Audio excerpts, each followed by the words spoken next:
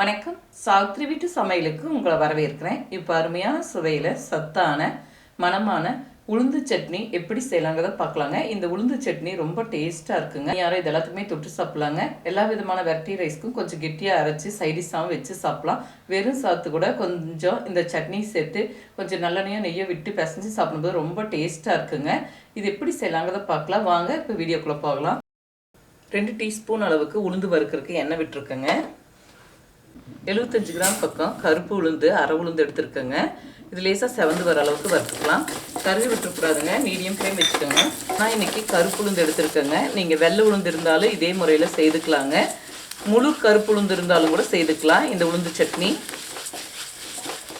உளுந்து இந்த அளவுக்கு செவக்க வறுத்துக்கிட்டா சரியாக இருக்குங்க. ஒரு தட்டுக்கு மாற்றி சூடார வச்சுக்கலாம். அதே கடாயில் எக்ஸ்ட்ரா கொஞ்சம் எண்ணெய் விட்டுக்கலாங்க.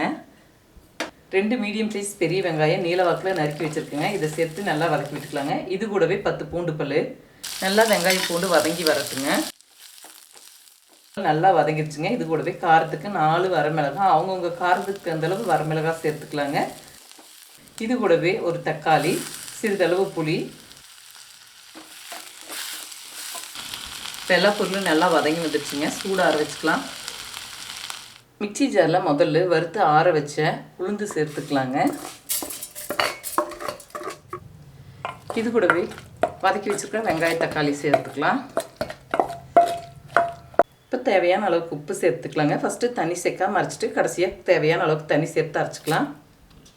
இப்போ தேவையான அளவுக்கு தண்ணி சேர்த்து அரைச்சிக்கலாங்க. பாருங்க, இந்த பக்குவத்துக்கு அரைச்சிருக்க ஒரு பவுலில் மாற்றிக்கலாம். இதுக்கு விருப்பப்பட்டால் தாளிதம் சேர்த்துக்கலாங்க. தாளிதம் சேர்க்காமலும் கூட சாப்பிட்லாம். இப்போ அருமையான சுவையில் சத்தான மணமான உளுந்து சட்னி செய்துட்டேங்க. இதுக்கு இட்லி, தோசை, பனியாரம் இது எல்லாத்துக்குமே தொட்டு சாப்பிட்லாங்க. எல்லா விதமான வெரைட்டி ரைஸ்க்கும் கொஞ்சம் கெட்டியாக அரைச்சி சைடிஷாகவும் வச்சு சாப்பிட்லாம். வெறும் சாத்து கூட கொஞ்சம் இந்த சட்னி சேர்த்து கொஞ்சம் நல்லெண்ணெயும் நெய்யை விட்டு பிசைஞ்சு சாப்பிடும்போது ரொம்ப டேஸ்ட்டாக இருக்குங்க. இதே முறையில் செய்து பாருங்கள். இந்த வீடியோ பிடிச்சிருந்தா லைக் பண்ணுங்கள், ஷேர் பண்ணுங்கள், சப்ஸ்கிரைப் பண்ணுங்கள், கமெண்ட்ஸ் பண்ணுங்கள். அடுத்த வீடியோ சந்திக்கலாம்.